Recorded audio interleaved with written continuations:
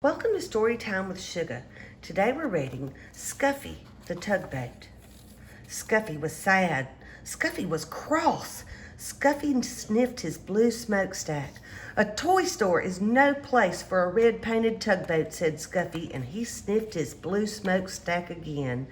I was meant for bigger things. Perhaps you would not be cross if you went sailing, said the man with a polka dot tie who owned the shop. So one night, he took Scuffy home to his little boy. He filled the bathtub with water. Sail, little tugboat, said the little boy. I won't sail in a bathtub, said Scuffy. A tub is no place for a red-painted tugboat. I was meant for bigger things.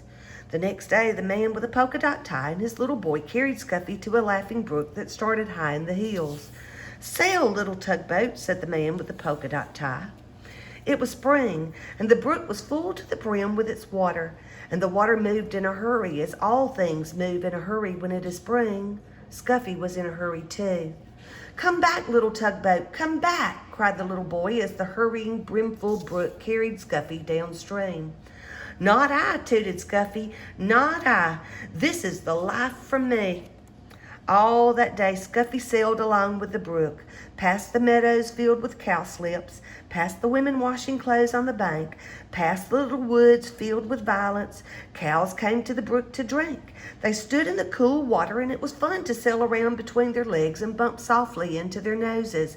It was fun to see them drink. But when a white and brown cow almost drank Scuffy instead of the brook's cool water, Scuffy was frightened. That was not fun. Night came, and with it the moon. There was nothing to see but the quiet trees. Suddenly an owl called out, "Hoot, hoot, toot, toot," cried the frightened tugboat, and he wished he could see the smiling face of the man with the polka dot tie. When morning came, Scuffy was cross instead of frightened. I was meant for bigger things, but which way am I to go, he said. But there was only one way to go, and that was with the running water where the two brooks met to form a small river. And with the river sailed Scuffy, the red-painted tugboat. He was proud when he sailed past villages. People build villages at the edge of my river, said Scuffy, and he straightened his blue smokestack. Once Scuffy's river joined a small one jammed with logs. Here were men in heavy jackets and great boots walking about on the floating logs trying to pry them free. "Toot, toot, let me through," demanded Scuffy, but the men paid no attention to him. They pushed the logs apart so they would drift with the river to the sawmill in the town. Scuffy bumped along with the jostling logs. "Ouch," he cried as two logs bumped together. "This is a fine river," said Scuffy, "but it's very busy and very big for me." He was proud when he sailed under the bridges. "My river is so wide and so deep that people must build bridges to cross it." The river moved through big towns now instead of villages, and the bridges over it were very wide enough so that many cars and trucks and streetcars could cross all at once. The river got deeper and deeper. Scuffy did not have to tuck up his bottom. The river moved faster and faster. "I feel like a train instead of a tugboat," said Scuffy as he was hurried along. He was proud when he passed the old sawmill with its water wheel. But high in the hills and mountains, the winter snow melted. Water filled the brooks and rushed from there into the small rivers. Faster and faster it flowed to the great river where Scuffy sailed. "There is too much water in this river," said Scuffy as he pitched and tossed on the waves. "Soon it will splash over the top, and what a flood there will be." Soon great armies of men came to save the fields and towns from the crushing water. They filled bags with sand and put them at the edge of the river. "They're making higher banks for the river," shouted Scuffy, "to hold the water back." The water rose higher and higher. The men built the sandbags higher and higher.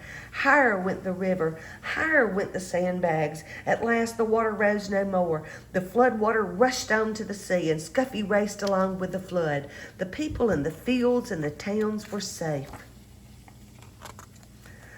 On went the river to the sea. At last Scuffy sailed into a big city. Here the river widened, and all about were docks and wharves. Oh, it was a busy place and a noisy place. The cranes groaned as they swung the cargoes into great ships. The porters shouted as they carried suitcases and boxes on board.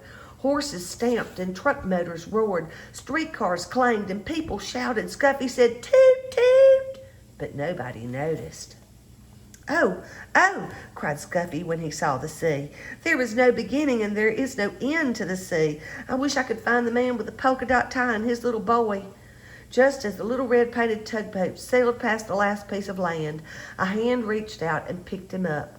And there was the man with the polka dot tie with his little boy beside him. Scuffy is home now with the man with the polka dot tie and his little boy. He sails from one end of the bathtub to the other. "This is the place for a red-painted tugboat," said Scuffy, "and this is the life for me."